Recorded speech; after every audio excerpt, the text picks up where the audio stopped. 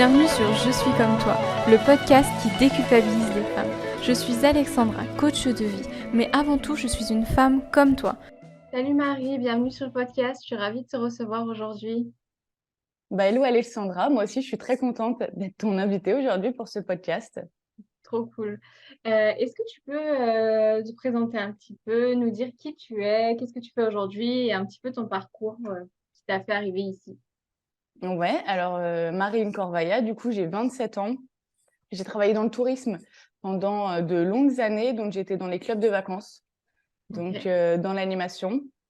J'ai fait plusieurs postes, j'ai fait responsable fitness, seconde d'animation, et après donc j'ai fait une autre formation pour être responsable d'animation. J'adorais ce métier parce que j'ai toujours été fan de voyage, que j'adorais le contact avec les humains. Donc, c'était super cool, tu vois. Et pendant le deuxième confinement, on a été rapatriés, du coup.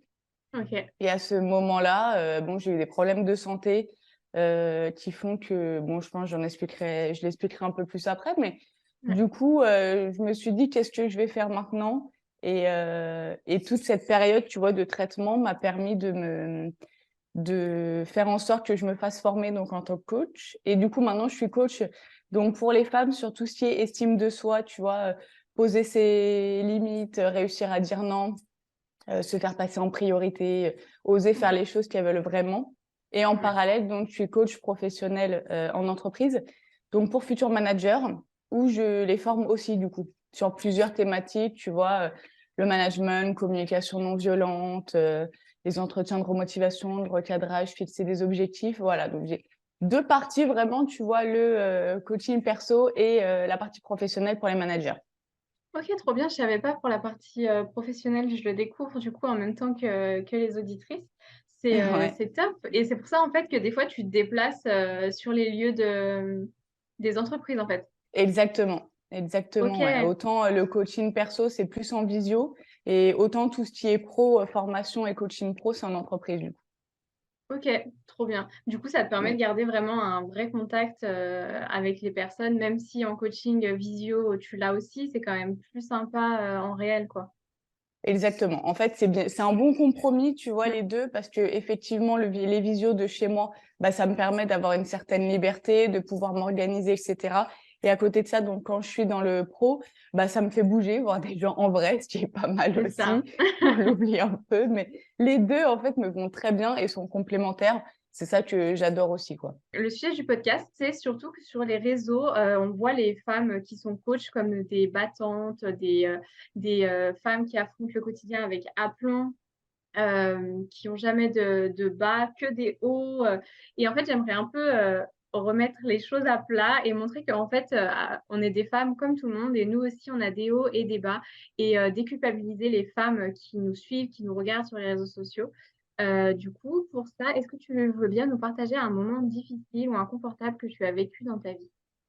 Mmh, oui. Alors déjà, je trouve ça super intéressant, tu vois, de faire un podcast comme ça, parce que c'est vrai que dans tout ce qui est développement personnel, coaching, etc., tu l'as très bien expliqué, on a tendance à croire qu'on est peut-être des surhumains, qu'on Hmm. n'a que des émotions positives, que ça va toujours, qu'on arrive à gérer toutes les situations, mais c'est pas le cas, et c'est bien du coup de pouvoir donner des exemples par rapport à ça. Moi, du coup, donc juste avant, je t'ai dit en 2020, donc, j'avais eu des problèmes de santé. En fait, en décembre, on m'a diagnostiqué donc un lymphome de Hodgkin, qui est un cancer du système immunitaire. Ok. Et pendant 6 mois, donc, j'ai été sous chimiothérapie, où j'ai perdu mes cheveux et mon indépendance, en fait, par la même occasion, parce que du coup, je Hmm. pouvais plus rien faire toute seule. Ça a été hyper, hyper difficile, en fait, je me sentais un peu inutile, tu vois, un peu... Ouais, c'était vraiment ça. J'avais l'impression de servir à rien. J'avais un gros souci avec mon image. C'est particulier, en fait, de se retrouver avec une identité qu'on n'arrive pas tellement à Hmm. accepter. Et ça a vraiment été un coup super dur. Et tu vois, pour le coup, tu parlais de la femme forte. Moi, c'est vrai que je me suis toujours donné cette carapace, même avant mon cancer, en fait, de femme hyper forte. Et je pense que mon entourage, tu leur demandes de me décrire, c'est ce qu'ils vont dire. Tu vois, le premier truc, c'est Marie, c'est une battante, c'est une fille hyper forte, etc. Mais non, j'ai aussi mes bas. Et en fait, le cancer, ça a été l'électrochoc. pour prendre conscience que déjà avant ça, j'avais pas du tout d'estime de moi, tu vois. Mmh. J'avais été dans une relation très toxique quand j'étais jeune, tu vois, à 16 ans, mon premier amour en gros. Et à partir de ce moment-là, en fait, bah, je m'étais forgé cette carapace de fille très sûre d'elle, alors qu'en fait, bah, je faisais toujours passer les autres avant moi. Je savais pas vraiment ce que je voulais, tu vois, j'avais un gros caractère, mais finalement, bah, j'arrivais pas à dire non parce que je me disais, bah, les gens, peut-être que ils vont m'abandonner. Et en fait, bah, c'est vraiment le cancer, tu vois, qui m'a permis Ouais. de me dire, OK, en fait, j'ai pas d'estime de moi. Je fais aussi partie de ça et c'est pas grave, quoi. Ça veut pas dire que je suis faible, ça veut pas dire que je suis moins bien que les autres. Et vraiment, tu vois, ça a été l'élément déclencheur pour la suite. OK, et quand tu nous dis, au début que, tu peux vraiment plus rien faire, que tu étais dépendante de tout le monde parce que du coup tu étais isolée, tu étais, à l'hôpital ou tu étais chez toi quand même? Non, en fait, donc si tu veux, donc pendant 6-7 ans, j'étais dans le tourisme, donc je vivais à l'étranger. Et en fait, là, quand je Mmh. suis rentrée, donc je suis retournée chez ma mère. Ouais. Mais avec les traitements, je ne pouvais même pas tenir debout. Tu vois, des OK. fois, c'était elle qui me tenait pour m'emmener à la douche. Je me rappelle d'un souvenir aussi où on s'était dit, on va marcher un peu. Et j'ai marché peut-être 2 minutes. Je n'en pouvais plus, quoi. Et, Mmh. euh, et cette perte d'indépendance, de liberté, etc., couplée avec l'estime de moi-même, tu vois, qui était au plus bas, bah, ça a été vraiment compliqué, quoi. Ça a été vraiment compliqué. Et tu nous parlais aussi de la perte de tes cheveux. C'est ça qui c'est Mm. vraiment ton apparence physique dans un premier temps qui fait que tu t'es rendu compte que tu avais pas d'estime de toi?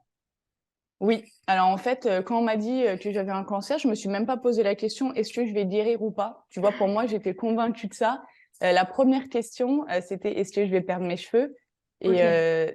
c'est vrai que, bah, c'était mon identité, tu vois? J'étais blonde aux cheveux longs, j'avais ce côté un peu, Barbie, tu vois? Cette carapace que je m'étais forgée et là, bah, je ressemblais d'un coup, tu vois, à l'oncle fétide dans la famille Addams, tu vois? Enfin, ça a été hyper compliqué et vraiment, je me suis dit: «OK, il faut faire quelque chose parce que, je suis pas heureuse, je suis pas bien, mais d'un côté, je prends conscience maintenant que mon mal-être, il est d'avant, quoi».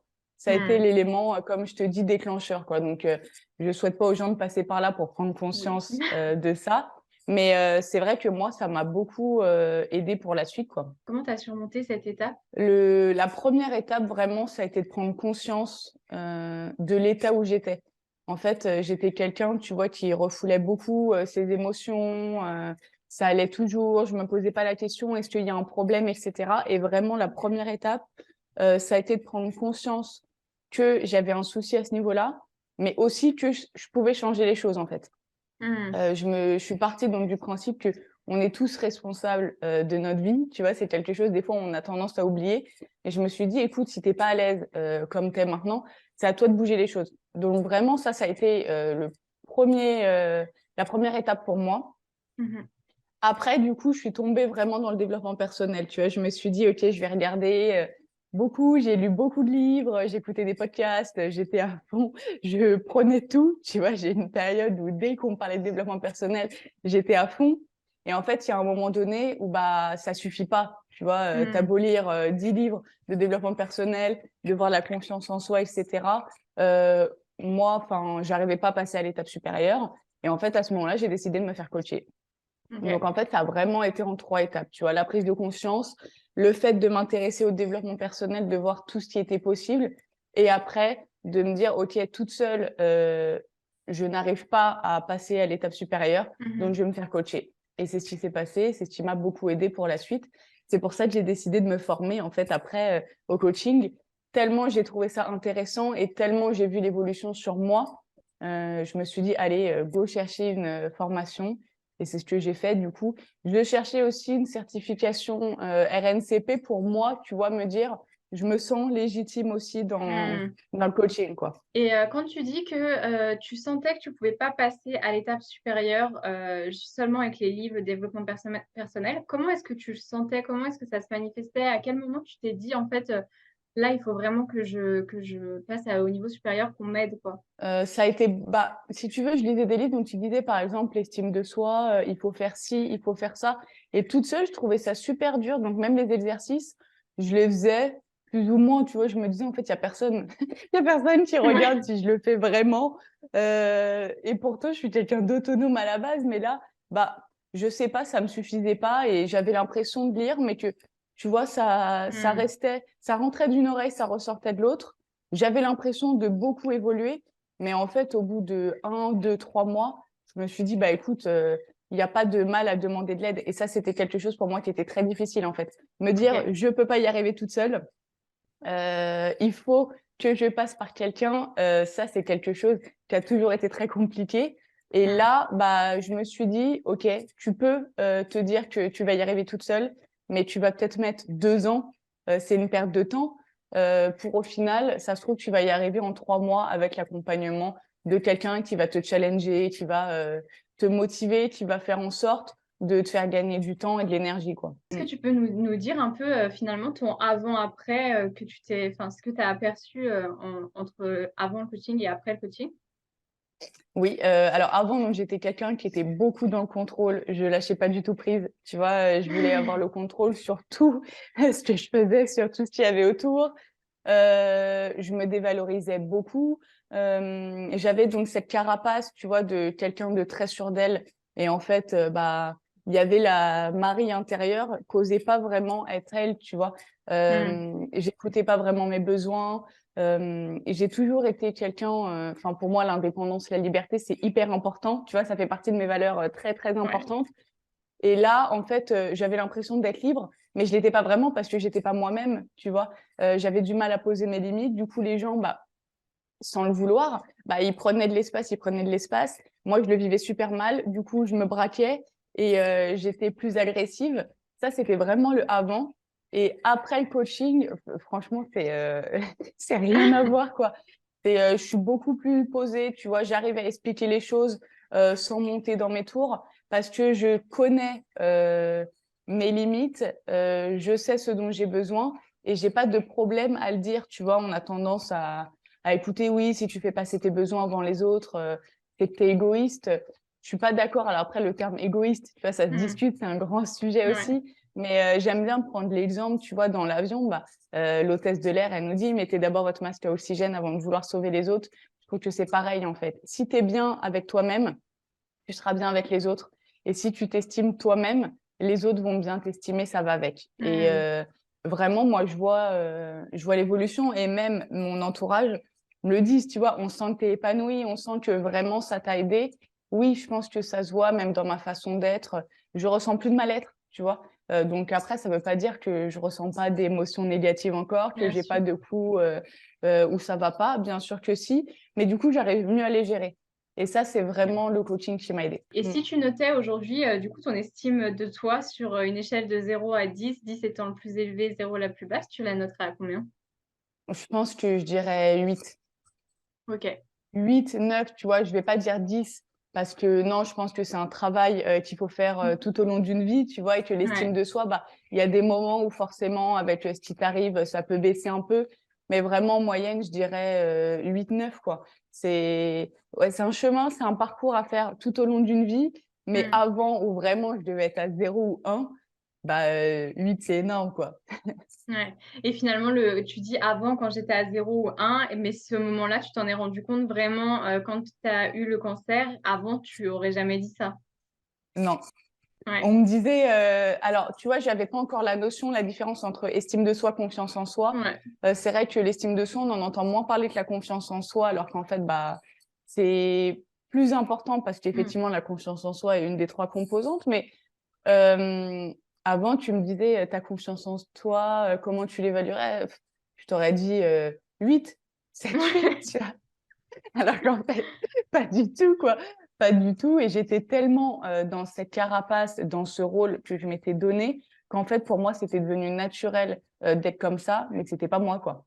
Et c'est vraiment, ouais, la période de mon cancer qui m'a permis de me dire, bah, en fait, t'es à 0, quoi. T'es à 0. Tu nous parlais de livres, que tu avais beaucoup lu de livres, beaucoup écouté de podcasts. Est-ce que, juste comme ça, tu peux nous dire le livre qui t'a le plus aidé ou le podcast qui t'a le plus parlé?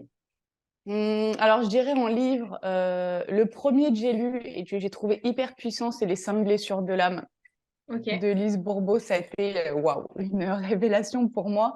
Donc après, j'en ai lu plusieurs d'elle. Les 4 accords Toltec aussi. Yes, j'adore. Ouais, j'adore aussi. C'est un basique et pourtant il est tellement puissant. Tu vois, sur mon frigo, là, il y a marqué ne jamais en faire une affaire personnelle. Je trouve que c'est un bon concept à mettre en Ouais. place en fait dans sa vie et que j'ai lu plus tard, tu vois, il y a pas si longtemps, mais qui m'a beaucoup aidé. C'est le pouvoir du moment présent Ok. ou ne pas être à vouloir tout contrôler dans le futur, dans le passé. Le moment qui compte, c'est maintenant, quoi. Et Hmm. c'est le présent. Et au moment T, on n'a pas de problème, quoi. C'est nous qui allons nous créer des problèmes en disant, bah, peut-être que demain, il va voir ci, il va voir ça, ou hier, finalement, ça s'est pas bien passé. Donc, c'est vraiment les trois qui m'ont beaucoup aidé. Et après, je dirais en podcast que j'ai le plus suivi, je dirais Chloé Bloom. Ah, moi aussi.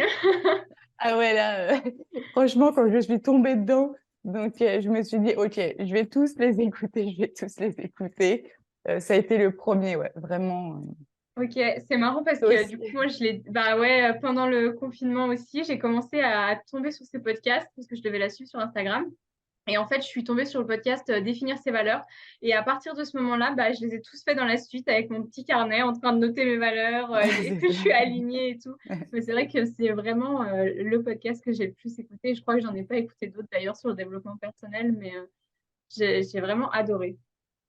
Pareil, pareil. Et je trouve que effectivement, les exercices étaient hyper inspirants, hyper intéressants.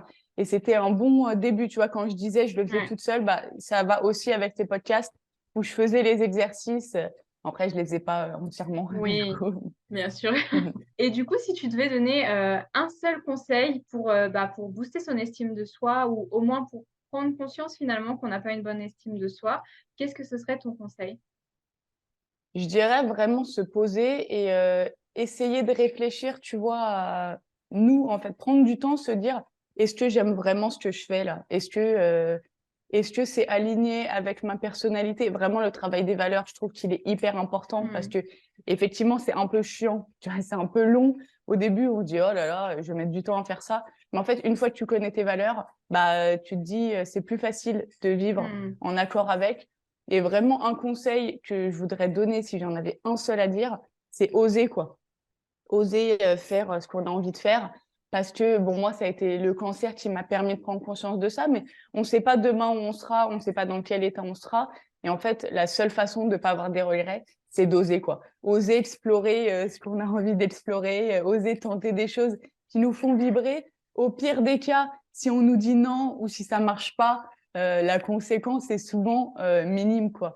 On n'a pas grand-chose à perdre. Donc vraiment, oser, quoi, tenter des nouvelles choses, sortir un peu de sa zone de confort. Parce que plus on va y sortir petit à petit, bah, plus on va tenter de grandes choses, etc. Et ouais, c'est vraiment le conseil que je donnerais, tu vois. C'est marrant parce que je me fais coacher en ce moment et le concept qui est revenu beaucoup ces derniers temps, c'est le fait de vivre l'expérience, oser vivre l'expérience, la vivre pleinement. Et du coup, ça résonne vachement à ce que tu es en train de dire en ce moment. J'aime beaucoup. Super Ouais, conseil en bah, tout je suis cas. totalement d'accord avec ce Ouais. que tu dis, c'est ça, ouais. Vraiment vivre les choses, quoi. C'est ça, et ça relie du coup le livre dont tu nous parlais juste avant. S'il y a des femmes qui souhaitent venir échanger avec toi, te parler ou te demander de l'aide, où est-ce qu'elles peuvent te retrouver? Alors, elles peuvent me retrouver donc sur Instagram, coachingby.marie. Mon site internet, coachingbymarie.fr. Après, en ce moment, j'ai créé aussi un cahier d'auto-coaching, tu vois, avec 5 exercices que moi, j'utilise en séance. Donc, c'est offert. En fait, on peut aller soit sur mon site, soit sur mon Instagram pour le télécharger. Et c'est une bonne mise en bouche, on va dire, un bon début pour passer à l'action gratuitement. Voilà. Après, Ok, bien sûr, LinkedIn pour la partie professionnelle, Marine Corvaya. ok, trop bien. Bon, bah, on mettra tous les liens sous la vidéo, sous le podcast. Yes. C'est trop bien, parfait.